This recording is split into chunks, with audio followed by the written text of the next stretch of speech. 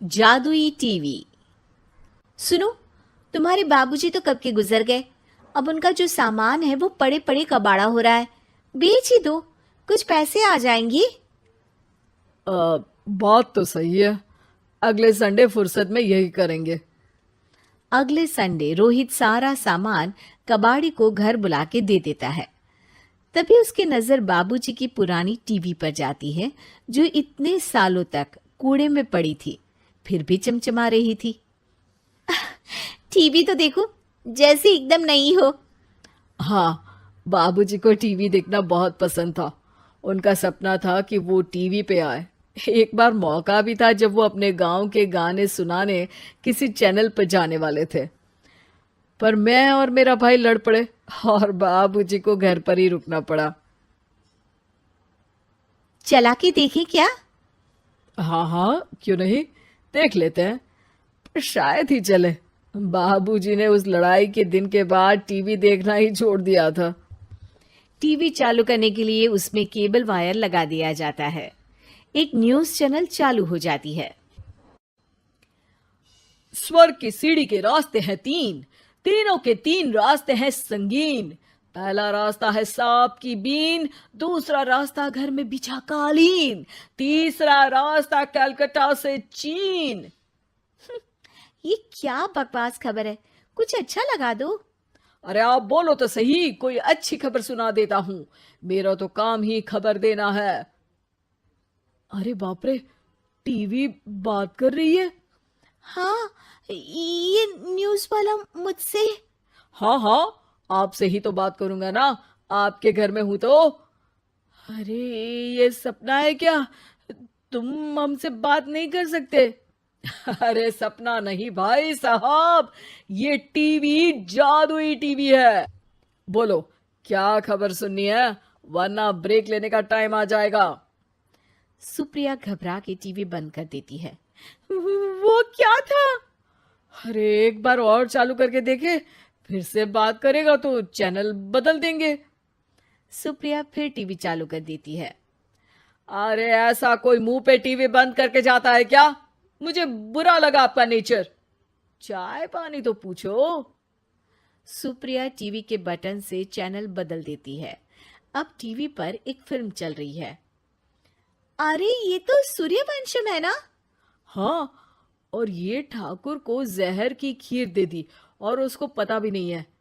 ए भाई, खीर मत पीना, उसमें जहर है, मत पीना। ठीक है महाशय, जैसा आप कहें। हाँ। अरे, आपकी बात मान ली, पूरी पिक्चर ही अब तो बदल जाएगी। मतलब ये सच में जादुई टीवी है? तभी वहां कबाड़ी आ जाता है। भैया, टीवी के 150 रुपए दूंगा, चलेगा? अरे 1.5 करोड़ में भी ना दे तुमको ये टीवी हम। अरे 1.5 करोड़ खरीदने को होते तो तुम्हारे घर में ये पानी चाय नहीं पीता, अंबानी या टाटा के घर बैठा कोल्ड कॉफी पीता।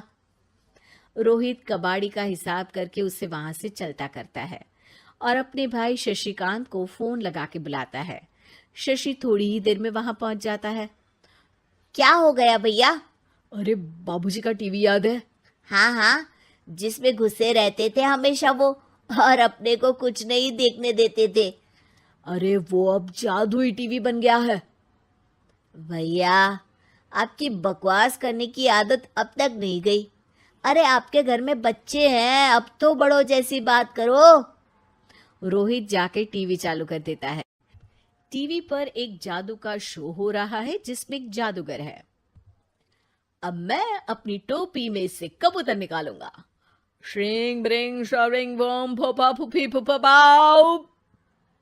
टीवी से कबूतर निकलता है और शशिकांत के सर पर आकर बैठ जाता है। भैया, ये क्या हो रहा है? भैया इसे उड़ाओ। ए कबूतर, जा जा, कबूतर चल निकल। अब मैं टोपी में से सांप। सांप सुनते ही शशिकांत कांप जाता है और भाग के टीवी बंद कर देता है। भैया, सॉरी भैया, मैं समझ गया ये सच में जादुई टीवी है, पर एक बार और ट्राई करते हैं। पर भाभी, कोई दूसरा चैनल लगाओ हाँ, जिसमें डर ना लगे। सुप्रिया टीवी चला देती है और न्यूज लगा देती है। अरे कितने दिनों बाद मुझे याद आया, बताइए क्या खबर सुनाओ। और ये नया आदमी कौन है? ये मेरा भाई है शशिकांत। ओह यस, वही है ना जिससे तुम लड़ लिए थे किसी बात पे, और तुम्हारे बुढ़ाओ पिताजी गुस्सा हो गए थे और टीवी को संन्यास दे दिया था। हैं? तुमको कैसे पता ये सब? इस टीवी में रहने वाले आदमी से लेकर कबूतर तक को तुम्हारे बाबूजी और तुम्हारी बातें पता है, इसलिए तो ये जादुई टीवी है। ये टीवी क्या कर सकती है वैसे? तुम जो मांगो दे सकती है, कहानी बदल सकते हो, खबर बदल सकते हो, कोई चीज मांग सकते हो। अरे भैया, ये टीवी मैं लेके जा रहा हूँ। बाबूजी का लाडला तो मैं ही था ना। अरे ऐसे कैसे? मैं बड़ा बेटा था, अब तक मेरे घर में टीवी थी ना। अब तक कहाँ गए थे पिताजी के लाडले? तुम्हारी गलती का एहसास भी है। अरे भैया, ज्यादा ना बोलो वरना भूल गए आपके दांत तोड़ दिए थे मैंने उस लड़ाई में। मेरी बीवी के सामने मेरी बेइज्जती करता है। रुक दोनों भाई हाथापाई पे उतर जाते हैं। रुक, बताता हूं तुझे कि कौन बड़ा है। अरे छोटे का दम तो देख लीजिए आप। ये खबर आपके बाबूजी को देता हूं। तभी टीवी अचानक बंद हो जाता है। अरे शायद टीवी नाराज हो गया। और लड़ लो, आए बड़े खली बनने। टीवी से एक तेज रोशनी निकलती है और टीवी में बाबूजी दिखाई देते हैं। बापूजी आप? इतना चकरा क्यों रहा है? अपने बाप को नहीं पहचानता क्या? ये तो ऐसा ही है बाबूजी। प्रणाम बाबूजी। अरे चुप कर, तुम दोनों ही उल्टे हो। तुम्हारी वजह से मैंने टीवी में आने के सपने को छोड़ दिया, तुम्हारी लड़ाई की वजह से। और तो और, जितना मैं अपनी बीवी को नहीं देखता था उतना टीवी को देखता था, वो भी छोड़ दिया तुम दोनों की लड़ाई की वजह से। और अब मरने के बाद जब मैंने टीवी को जादुई टीवी बना दिया तो भी तुम इसका फल लेने की जगह लड़ रहे हो।